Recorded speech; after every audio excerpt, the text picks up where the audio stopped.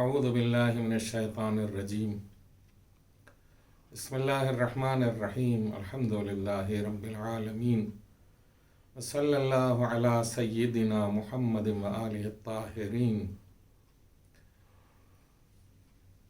لا سیما علی بقیت اللہ فی الارضین ولعنت اللہ علی اعدائہم اجمعین من یوم عداوتہم الی یوم الدین. اما بعد فقد قال سبحانه تبارك وتعالى في كتابه الكريم بسم الله الرحمن الرحيم يا أيها الذين آمنوا كتب عليكم الصيام كما كتب على الذين من قبلكم لعلكم تتقون. پروردگار عالم نے بنی نوع انسان میں ان افراد کو کہ جنہوں نے ایمان قبول کیا انہیں خطاب کرتے ہوئے یہ ارشاد فرمایا کہ اے ایمان والو، تم پر روزے واجب کیے گئے، ایسے ہی واجب کیے گئے کہ جس طرح سے تم سے پہلے کے لوگوں کے اوپر روزے واجب کیے گئے تھے.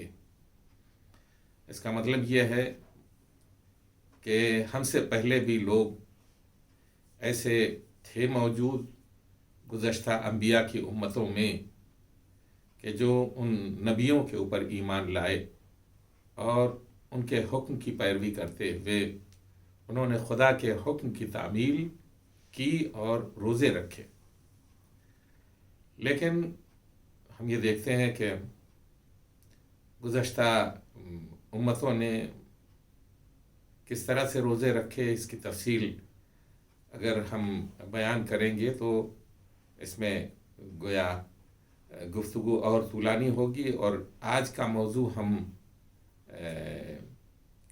جس کی طرف متوجہ ہونا چاہتے ہیں وہ رہ جائے گا. لہٰذا میں نے اس بات کی کوشش کی ہے کہ انشاءاللہ گزشتہ انبیاء یا گزشتہ ادیان میں روزوں کا جو طور طریقہ تھا کہ جو خدا کے بندے اختیار کرتے تھے اس کی طرف بعد میں توجہ دی جائے گی انشاءاللہ.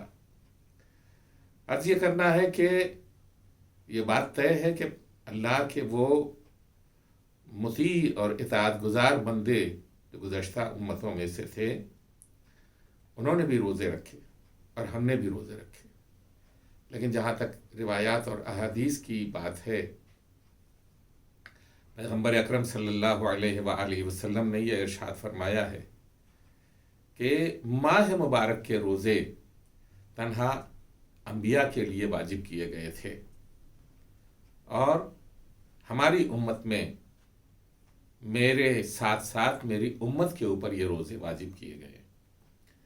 اور یہ اس بات کی اہمیت کو ظاہر کرتا ہے کہ وہ روزے کے جو انبیاء کا حصہ تھے اور جو نبیوں کے اوپر واجب کیے گئے تھے، پروردگار عالم نے امت مرحومہ یعنی پیغمبر اکرم صلی اللہ علیہ وآلہ وسلم کی امت کے اوپر واجب کیے ہیں.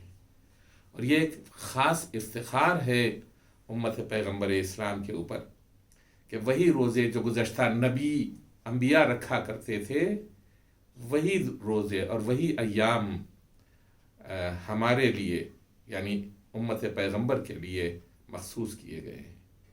یہ ایک بہت ہی اہم پہلو ہے کہ جس کی طرف کم توجہ ہوتی ہے کہ گزشتہ نبیوں کا اعزاز کسی امت کو عطا کیا جائے، گزشتہ نبیوں کا طرز اور طرز عبادت کسی امت کے حوالے کیا جائے. یہ ایک بہت ہی افتخار ہے جو خاص ہے پیغمبر اکرم صلی اللہ علیہ وآلہ وسلم کی امت کے لیے. ہماری جو گفتگو چل رہی ہے اس میں ہم اس کوشش میں ہیں کہ پیغمبر اکرم صلی اللہ علیہ وآلہ وسلم نے روزے سے متعلق ماہ شعبان کے آخر میں دوسری ہجری میں جو خطبہ ارشاد فرمایا تھا روزے سے متعلق، اس کے اوپر کچھ گفتگو کی جائے. دیکھیے، میں نے غالباً یہ عرض کیا ہے کہ پروردگار عالم نے دوسری ہجری میں کئی احکام امت مسلمہ کے اوپر لاگو کیے. جن میں سے جہاد ہے، جن میں سے زکوٰۃ ہے، جن میں سے یہ روزے کا حکم ہے. تو یہ ساری احکام جو ہیں وہ دوسری ہجری کے میں امت مسلمہ کے اوپر لاگو کیے گئے. سوچنے کی بات ہے کہ پیغمبر اکرم صلی اللہ علیہ وآلہ وسلم نے ایک خوشخبری کے طور کے اوپر ہمیں یہ خبر سنائی، ایھا الناس انہ قد اقبل الیکم شہر اللہ. اب ہم یہ ایک شبہہ جو ہے برطرف کرتے جائیں کہ قرآن کریم جب بندوں سے خطاب کرتا ہے، وہ ان بندوں سے خطاب کرتا ہے جو ایمان لے آئے ہیں، جنہوں نے رسول کی پیروی کی ہے اور جنہوں نے توحید پر اپنا ایمان رکھا ہے اور رسالت کے اوپر اپنا ایمان رکھا ہے. ان سے جب خدا خطاب کرتا ہے تو فرماتا ہے یا ایھا الذین آمنوا. اور جب پیغمبر اکرم صلی اللہ علیہ وآلہ وسلم خطاب فرماتے ہیں تو فرماتے ہیں ایھا الناس. اس میں بھی ایک خاص بات ہے، اور وہ یہ کہ قرآن کریم دو جہت رکھتا ہے، ھدی للمتقین، ھدی للناس. قرآن کریم جو ہے وہ متقیوں کے لیے بھی ہدایت ہے اور عام انسانوں کے لیے بھی ہدایت ہے. یہی جہت پیغمبر اکرم صلی اللہ علیہ وآلہ وسلم نے یہاں بیان کی ہے. اگرچہ آپ مومنوں سے خطاب کرتے ہیں لیکن ایھا الناس کہتے ہیں، اس لیے کہ آپ کی رسالت صبح قیامت تک کے لیے ہے، اور چونکہ آپ کی رسالت صبح قیامت تک کے لیے ہے لہٰذا خطاب ایسا آفاقی ہے پیغمبر اکرم صلی اللہ علیہ وآلہ وسلم کا کہ جس میں تمام بنی نوع انسان شامل ہو جاتے ہیں. یہ بات الگ ہے کہ ان میں کتنے مومن ہیں اور کتنے مومن نہیں ہیں.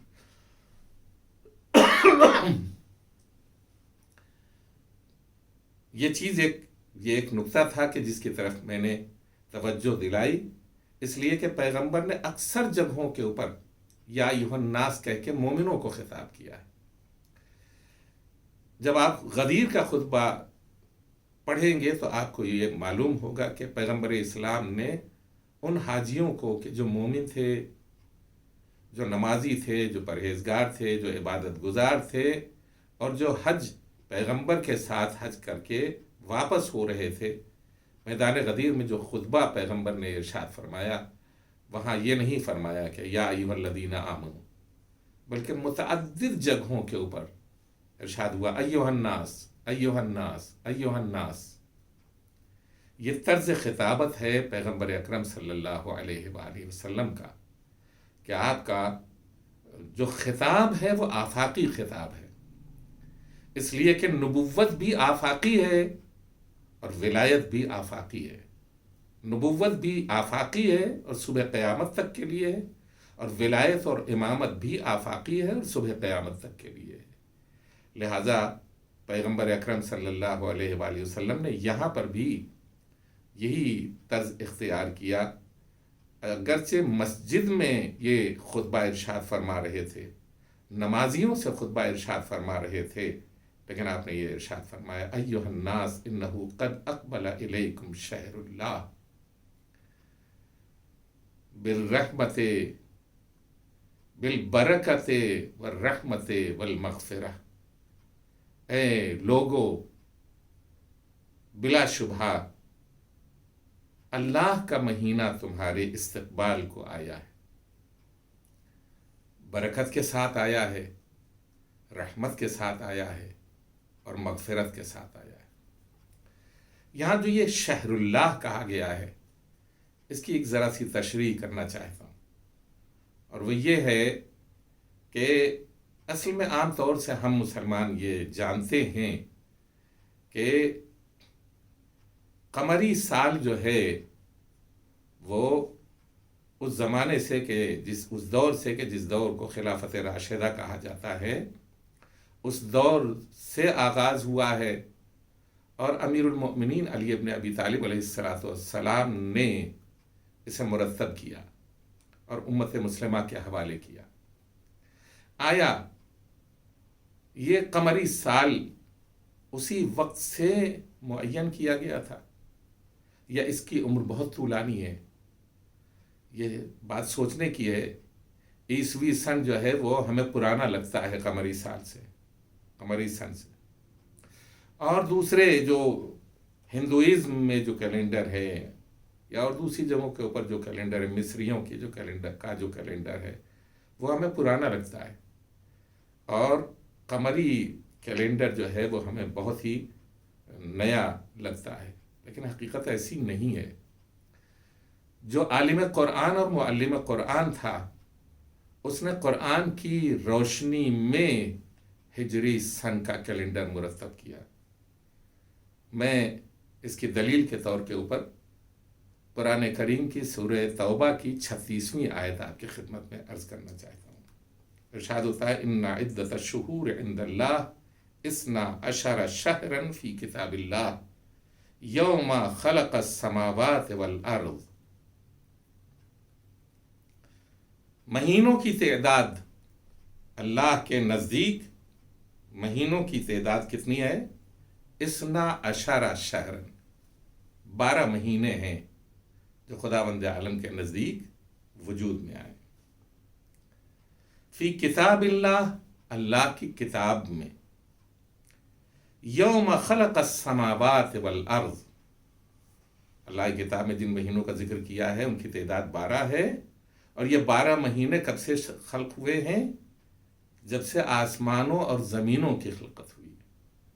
یہ ایک بہت ہی اہم نقطہ ہے اور ایک بہت اہم پوائنٹ ہے کہ جو امت مسلمہ کو سمجھنا چاہیے، اور قرآن مجید بھرپور طریقے سے اس کی طرف اشارہ کر رہا ہے کہ وہ کیلنڈر جو اسلامی کیلنڈر ہے وہ کیلنڈر قدیم ترین کیلنڈر ہی نہیں ہے، بلکہ اس زمانے سے ہے کہ جس زمانے میں آسمان اور زمین کی خلقت ہوئی تھی۔ اس میں ایک چیز اور بھی آپ کی خدمت میں عرض کرتا چلوں، ذالک الدین القیم، یہاں یہ جو چھوٹا سا ٹکڑا ہے یہ خود بتا رہا ہے کہ یہ سسٹم جو 12 مہینوں کا بنا ہے یہ باثبات سسٹم ہے اور نہ بدلنے والا ہے، اور قیم دین کے عنوان سے اسے یاد کیا گیا ہے۔ کون سی چیز؟ کہ 12 مہینے اس وقت وجود میں آئے ہیں کہ جب اللہ نے آسمانوں اور زمینوں کو خلق کیا۔ یہ ایک بہت ہی اہم چیز ہے۔ منہا 4 حرم، ان میں ایسے بھی 4 مہینے ہیں کہ جو ماہ حرام یا ماہ محترم قرار دیے گئے، جن میں جنگ و جدل کو روکا گیا ہے، اور جنگ و جدل سے روکا گیا ہے۔ تو اس کا مطلب کیا ہے؟ اور یہ کون سی 4 مہینے ہیں؟ رجب، ذی قعدہ، ذی الحجہ اور محرم۔ تو یہ 3 مہینے جو ہیں وہ ایک ساتھ ہیں، ذی قعدہ، ذی الحجہ اور محرم۔ اصل میں پروردگار عالم حج کی جیسی عظیم عبادت کو جنگ و جدل سے دور رکھنے کے لیے اور امن کی فضا قائم کرنے کے لیے ذی قعدہ کو بھی محترم مہینہ قرار دیتا ہے، تاکہ حج کے لیے جانے والے افراد حج کے لیے پہنچ سکیں، مکہ مکرمہ پہنچ سکیں اور حج کے اعمال بجا لا سکیں۔ اور محرم کو بھی اسی لیے یہ شرف دیا گیا کہ جو حاجی ہیں، اللہ کے گھر کا طواف کرنے والے اور حج کرنے والے ہیں، وہ امن و امان کے ساتھ اپنے گھروں میں واپس پہنچ جائے۔ یہ چیز، اور اسی کے ساتھ ساتھ جو ہے وہ ایک رجب کا مہینہ ہے، اس کے فضائل اور اس کے کمالات اور اس کی عظمتیں اور اس کی گویا خداوند عالم کی بارگاہ میں اس کی عظمت ایک تفصیل طلب گفتگو کا متقاضی ہے، جو یہاں ممکن نہیں ہے۔ میں صرف یہ عرض کرنا چاہتا ہوں کہ پروردگار عالم نے 12 مہینے پہلے سے، جب سے آسمان و زمین خلق ہوئے. اور یہی چیز جو ہے پیغمبر کے حقیقی جانشین حضرت امیر المؤمنین علی ابن ابی طالب علیہ السلام نے خلافت راشدہ کے دور میں اسے مرتب کیا، اور مرتب کرنے کے بعد اسلامی کیلنڈر وجود میں آیا. اگرچہ یہ اسلامی کیلنڈر محرم سے شروع ہوتا ہے، لیکن محرم سے شروع ہونے والا یہ کیلنڈر ذی الحجہ کے اوپر جا کر کے ختم ہوتا ہے. لیکن اس کی ایک بات اور بھی ہے، اور وہ یہ کہ ہمارے یہاں مختلف کیلنڈر پائے جاتے ہیں. اور یہ مختلف کیلنڈر جو ہیں اس طرح کے ہیں کہ جیسے بہار کا کیلنڈر، سمجھ رہے ہیں آپ؟ بعض کیلنڈر اس طرح کے ہیں جو بہار سے شروع ہوتے ہیں، جیسے فروردین ایرانی مہینے کا پہلا دن، ایرانی پہلا مہینہ، یہ جو بہار سے شروع ہوتا ہے. اسی طرح سے اور دوسرے کیلنڈر ہیں کہ جو بہار سے شروع ہوتے ہیں. یہ طبیعت کی بہار کا کیلنڈر ہے، یہ فضا کی بہار کا کیلنڈر ہے. لیکن ماہ مبارک رمضان کو روح کی بہار کا کیلنڈر قرار دیا گیا ہے. یہ ربیع السنہ، یہ مہینہ جو ہے وہ اول سنہ، اول الشہر، سال کا پہلا مہینہ. میں انشاءاللہ وہ حدیث بھی آپ کے خدمت میں انشاءاللہ اگلی نشست میں عرض کروں گا کہ جس میں پیغمبر اکرم صلی اللہ علیہ وآلہ وسلم نے اسے سال کا پہلا مہینہ قرار دیا ہے. کس جہت سے پہلا مہینہ قرار دیا ہے؟ اس جہت سے کہ یہاں روح کی بالیدگی کا آغاز کیا جاتا ہے، روح کو تراوت دینے کا آغاز کیا جاتا ہے. اس مہینے کے پہلے دن سے انسان یہ سوچنے، یہ ایک خاص تربیت کے میدان میں قدم رکھتا ہے، اور ایک خاص عبادت کے میدان میں قدم رکھتا ہے کہ جس میں جسم کے ساتھ ساتھ روح کی پرورش بھی ہوتی ہے. آگے بڑھتے ہیں. پیغمبر اکرم صلی اللہ علیہ وآلہ وسلم ارشاد فرماتے ہیں کہ یہ مہینہ تمہارے استقبال کو آیا ہے. ہم اپنے آپ کو اس منزل پہ پاتے ہیں کہ پروردگار عالم کا خاص مہینہ ہمارا استقبال کرے. آیا یہ ممکن ہے کہ پروردگار عالم کا ایک خاص مہینہ ہمارے استقبال کو آئے؟ ممکن ہے. لیکن کب ممکن ہے؟ جب ہم اس خاص مہینے کے استقبال کے لیے خود اپنے آپ کو اس لائق بنا دیں. کیسے بنائیں گے؟ اس طرح بنائیں گے کہ ہم اس کے پہلے کے 2 مبارک اور متبرک مہینوں کو اپنی روح کی بالیدگی کے لیے اور خدا کی بندگی کے لیے اس طرح بسر کریں. رجب کا مہینہ جو پروردگار عالم جسے اپنا مہینہ قرار دیتا ہے، رجب شہر اللہ. پیغمبر کی حدیث ہے کہ فرماتے ہیں کہ رجب جو ہے اللہ کا مہینہ ہے، ماہ شعبان میرا مہینہ ہے، اور ماہ رمضان میری امت کا مہینہ ہے. میری امت کا مہینہ. اس کا مطلب یہ ہوا کہ پروردگار عالم نے ماہ مبارک کے استقبال کے لیے رجب سے سلسلے کو شروع کیا ہے. عبادتوں کا سلسلہ، دعاؤں کا سلسلہ، استغفار کا سلسلہ. سمجھ رہے ہیں؟ شعبان الذی حفظتہ منک بالرحمت والرضوان. شعبان وہ مہینہ ہے کہ جسے تو نے اپنی رحمت اور اپنی رضوان سے ڈھانپ رکھا ہے، اپنی رضا اور خوشنودی سے ڈھانپ رکھا ہے. پیغمبر اکرم صلی اللہ علیہ وآلہ وسلم کیا اہتمام کرتے تھے شعبان کے مہینے کے لیے؟ یدعبو فی صیامہ و قیامہ فی لیالیہ و ایامہ.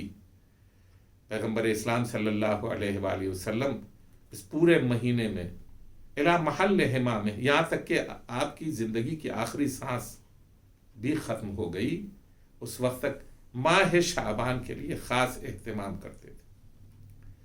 تو مومن اگر ماہ مبارک کے لیے اپنے آپ کو اس لائق بناتا ہے کہ ماہ مبارک خود اس کے استقبال کے لیے آئے، تو وہ ماہ رجب سے روزوں کا سلسلہ شروع کرتا ہے۔ رجب کے مہینے میں روزے رکھے، شعبان کے مہینے میں روزے رکھے، اور اب وہ اتنا پاکیزہ ہو گیا ہے، روحانی اعتبار سے اتنا ہلکا پھلکا ہو گیا ہے کہ جیسے وہ پرواز کرنے والا ہو، اسے معراج ملنے والی ہو۔ اور اب ایسے موقع کے اوپر کہ وہ دعاؤں کے ساتھ، عبادتوں کے ساتھ، استغفار کے ساتھ رمضان المبارک کے مہینے کے قریب پہنچ رہا ہے، تو اب وہ افضل الشہور جو آ رہا ہے وہ ہمارے استقبال کے لیے آ رہا ہے، اس لیے کہ ہم نے اپنے آپ کو آمادہ کر لیا ہے۔ خوش قسمت ہے وہ افراد کہ جو رجب کے مہینے سے ماہ مبارک کا اہتمام کرتے ہیں۔ خوش قسمت ہے وہ افراد کہ جو رجب کے مہینے سے روزہ رکھنا شروع کرتے ہیں۔ خوش قسمت ہے وہ افراد کہ جو رجب اور شعبان کے مہینے میں معصومین کی جانب سے معصور دعاؤں کی تلاوت میں اپنے آپ کو مشغول کرتے ہیں اور ان دعاؤں کے ذریعے کسب فیض کرتے ہیں۔ رجب کے مہینے میں پڑھی جانے والی دعائیں جو ہماری زبانوں کے اوپر ہیں، یا من ارجوہ لکل خیر وآمن سخطہ عند کل شر، اے وہ پروردگار کہ جس سے ہر خیر کی امید رکھی جاتی ہے اور تمام شر سے اس کے غضب سے بچا جا سکتا ہے، بچا جاتا ہے۔ اور یہ سلسلہ ہے یا من یعطی الکثیر بالقلیل یا من یعطی من سالہ، یہ ایک وہ دعا ہے کہ جو ہر نماز کے بعد پڑھنے کی تاکید کی گئی ہے۔ گویا ماہ رجب میں صرف اگر اس دعا کی طرف توجہ کی جائے تو ماہ رجب آپ کو بہت ساری نعمتیں اور بہت ساری مغفرتیں اور عظمتیں عطا کرے گا۔ اور اسی طرح سے شعبان کا مہینہ کہ جس میں آپ نے صلوات شعبانیہ میں اس جملے کو ابھی جو میں نے تکرار کیا کہ شعبان الذی حفظتہ منک بالرحمت والرضوان، یہ وہ مہینہ ہے کہ جسے پروردگار عالم نے اپنی رحمت سے ڈھانپ رکھا ہے اور اپنی رضامندی اور خوشنودی سے ڈھانپ رکھا ہے۔ یہاں مغفرت نہیں ہے، یہاں رضامندی، رضوان کیا ہے؟ رضوان من اللہ اکبر، رضی اللہ عنہم ورضوا عنہ، یہ وہ بندے ہیں کہ جو اللہ سے راضی ہو گئے اور اللہ ان سے راضی ہو گیا ہے۔ رضوان پروردگار سب سے بڑی مرحمت اور عطا ہے پروردگار عالم کی کہ جو کسی بندے کے شامل حال ہوتی ہے، اور یہ چیز شعبان المعظم میں ہمیں عطا ہوتی ہے۔ اب اس کے بعد تو معراج ہی آنے والی ہے کہ انسان اس وادی میں قدم رکھ رہا ہے کہ بالبرکت والرحمت والمغفرہ۔ یہاں ماہ شعبان میں 2 عظمتیں عطا کی جا رہی تھیں، یہاں 3 عظمتیں ہمارے شامل حال ہو رہی ہیں۔ برکت ہمارے شامل حال ہو رہی ہے، رحمت ہمارے شامل حال ہو رہی ہے، اور مغفرت ہمارے شامل حال ہو رہی ہے۔ وہ افضل الشہور، یہ افضل ترین، سب سے زیادہ افضل مہینہ ہے کہ جسے ماہ مبارک رمضان کہا جاتا ہے۔ اب اس میں ہم اپنے آپ کو جب شامل کریں گے، داخل کریں گے، تو یہ ہمارا داخلہ ہی خدا کی مہمانی سے، خدا کی میزبانی سے آغاز ہوتا ہے۔ ہم اس کے مہمان ہوتے ہیں، وہ ہمارا میزبان ہوتا ہے۔ اب یہ تصور کیجئے کہ خدا بند عالم ہمارا میزبان ہے۔ ہم کسی کے گھر جاتے ہیں تو وہاں یہ احساس ہوتا ہے کہ جو اس کی بس میں ہے اور جو اس کی بضاعت ہے، ایک متوسط درجے کا آدمی بھی یہ سوچتا ہے کہ اپنے مہمان کے سامنے کچھ اچھا رکھا جائے۔ اس سے بڑا آدمی اپنی شان کے مطابق مہمان کی ضیافت کرنے کی کوشش کرتا ہے، اس لیے کہ مہمان ہے، حبیب خدا ہے۔ ضیف حبیب اللہ، مہمان حبیب خدا ہے۔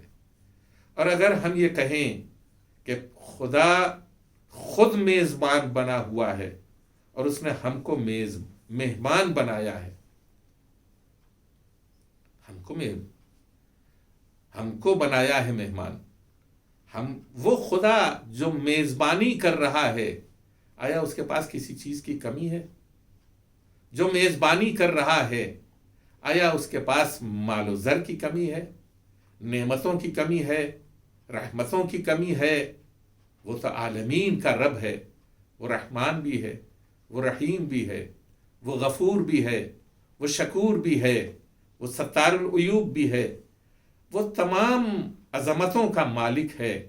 جب وہ ہماری مہمانی کرے گا اور وہ خود میزبان بن جائے گا تو پھر اس مہینے میں وہ کیا نہیں عطا کرے گا؟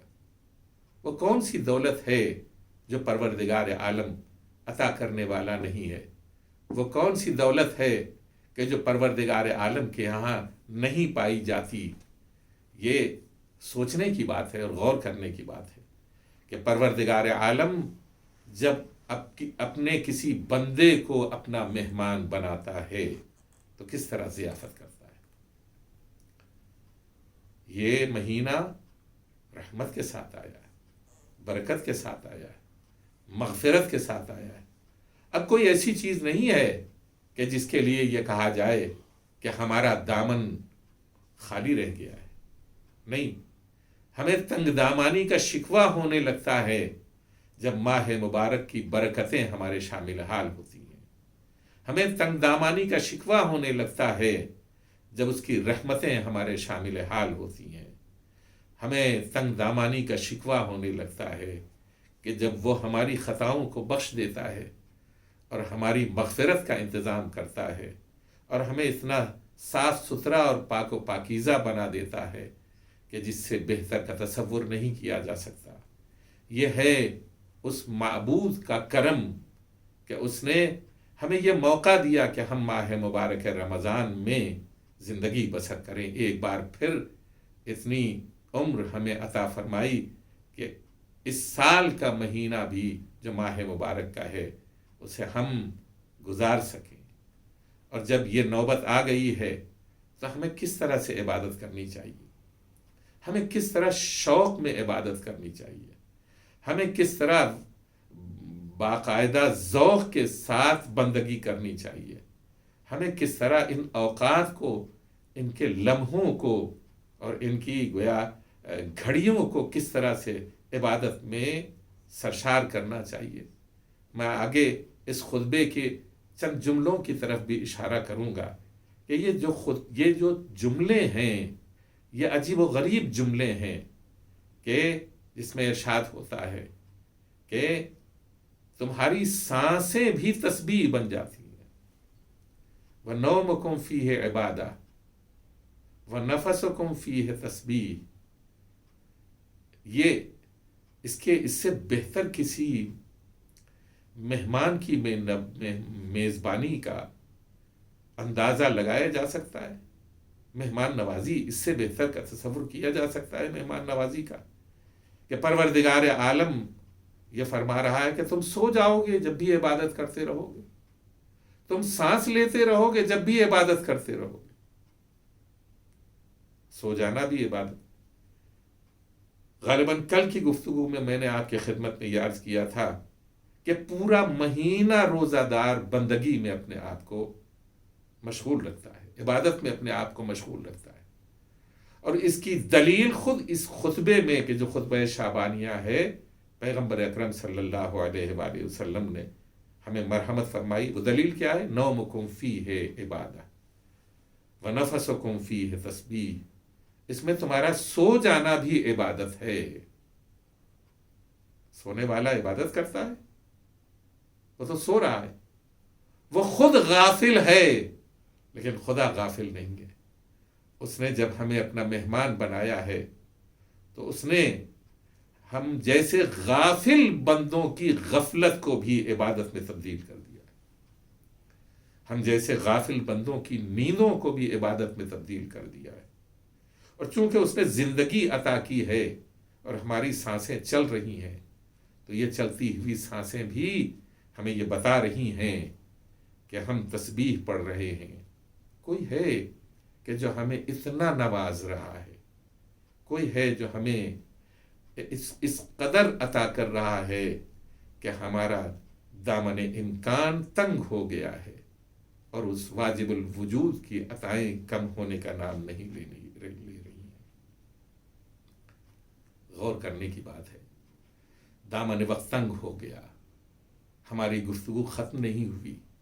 آج جو باتیں آپ کی خدمت میں عرض کرنا چاہتے تھے وہ رہ گئیں، لیکن یہ عرض کرنا ضروری سمجھتا ہوں کہ